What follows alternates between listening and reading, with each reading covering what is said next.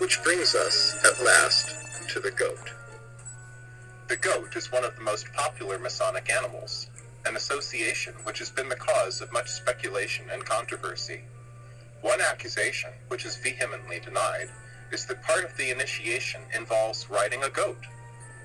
The standard explanation is given in Masonry Defined, which claims it harkens back to the Middle Ages and the belief in the witch orgies, where, it was said, the devil appeared riding on a goat.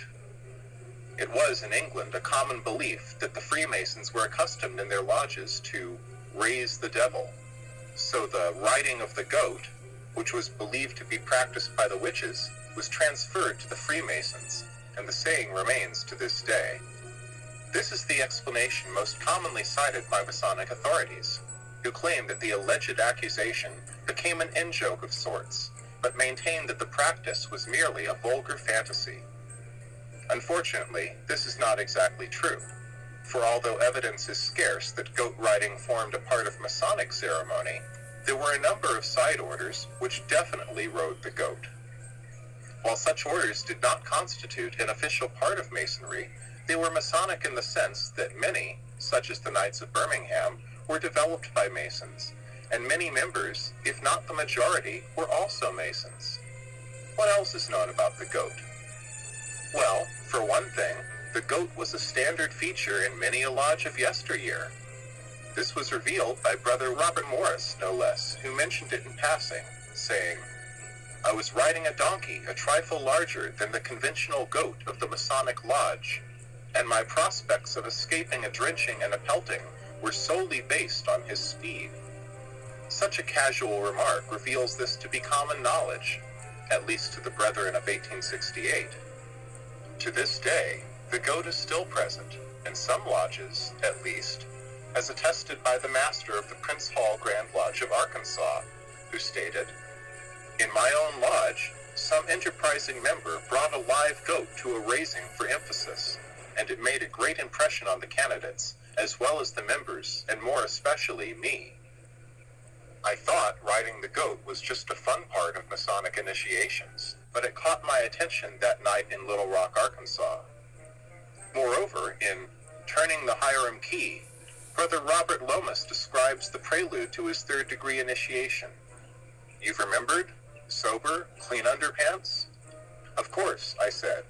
"Is it tonight I really get to ride the goat?" "You've been listening to Dennis, haven't you?" "That's a secret," I grinned. "Well, David had the cattle trailer behind his Land Rover when he arrived," Mike countered. "I hope it's a nanny goat." "Of course it's a nanny goat. You aren't thinking you might have to take part in an unnatural act, are you?" Well now, enough evidence is on the table to safely ask the question, what can all this represent? Other than the distasteful idea that goat riding is a symbolic imitation of the devil, as the official explanation inadvertently suggests. According to William Moore, the goat, within the context of the lodge room, represented a force that threatened to strip the fraternal initiate of his ability to maintain composure.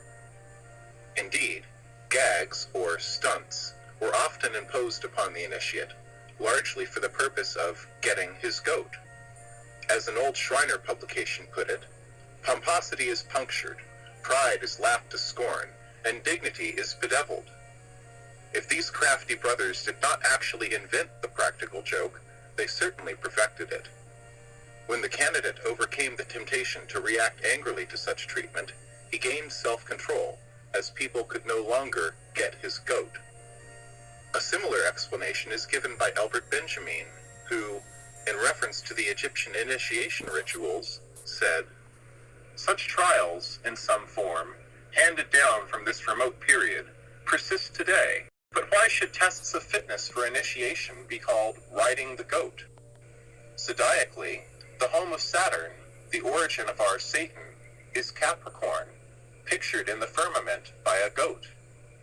The goat is the symbol of evil, and riding the goat signifies that temptations have been vanquished, the devil overcome, and the animal instincts sublimated into spiritual assets." This is indeed a beautiful explanation, and one that can be readily accepted, if riding were the only activity associated with the goat. Picture and poem, however, cast the lodge goat in various other roles, such as brother, or even leader. Some pictures cast the goat in a highly symbolic role, much to the excitement of the brothers. Some detractors have suggested that riding the goat has some sort of sexual connotation. Looking at these pictures and reading such stories as told by Brother Lomas, who truly is to be blamed for such suspicions? So what else can all this symbolize, as the obvious is clearly out of the question? The goat. Funny.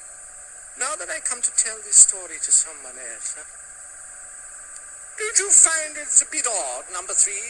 Well, It is a bit odd, though, isn't it?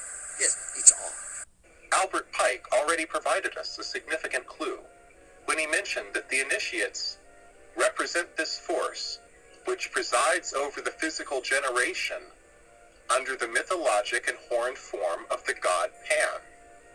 Thence came the he-goat of the Shabbat. These pictures, then, along with the others, may be interpreted as an initiation of the occult power of generativity, that serpent of the Kundalini. But there are other clues to the goat's identity. In the poem, The Goat, we read that the goat rewards the pursuit of masonry, but punishes one for engaging in worldly things, including prayer. Smoking, however, is apparently condoned, along with alcohol. There was one stunt in particular, entitled Drinking the Goat's Blood.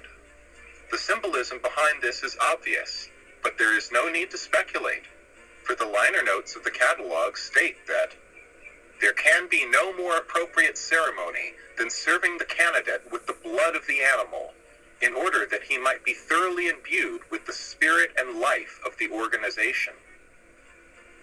This significant statement brings us to our final interpretation, and it is this. The goat is the motive power upon which its rider travels. And what is this power? It has already been thoroughly elucidated, but to recap, it is associated with Pan, the he-goat, and the ancient serpent, with Phosphor, the light-bearer, yea, Lucifer. In short, the goat may represent Lucifer's agent, Samael, who is intimately associated with the goat. And after all this, none should be surprised that the man who pinned this drawing in 1897 was a Rosicrucian. Interestingly enough, some Masons have actually theorized that the goat symbolizes the scapegoat. If so, this would even be another association with Samael, for Samael is said to be identical with Azazel, the demon to which the so-called scapegoat was sacrificed on Yom Kippur. In truth, this goat was not set free in the wilderness, as many believe. Instead, it was set aside with a scarlet thread for Azazel.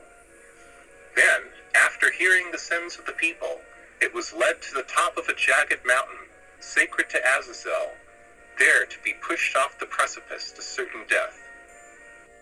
Some personalized their identification with Lucifer, such as Shriner Bob Rosland here. Now, did you just say that you were Lucifer? I am Lucifer. Okay, define Lucifer for me. Pure, virtuous, wholesome, innocent individual that's out to help people. Lucifer is? Yeah. Say that again. Lucifer is a pure, holy, Virtuous. Now, is he the Lucifer that God created? That's the same one. Oh, man, this is great. I'm going to put this on the internet. Oh, Amen. God bless you, Amen. brother. Others refer to themselves as goats, while mocking outsiders as sheep. This is highly symbolic, with a correspondence most would agree upon.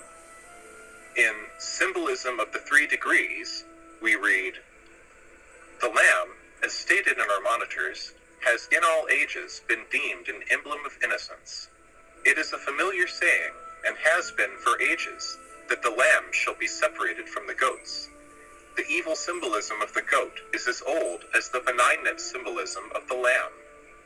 In the Bible, sheep and goats are used to denote the two bloodlines, or spiritual types. it says, "And before him shall be gathered all nations, and he shall separate them one from the other, as a shepherd divideth his sheep from the goats.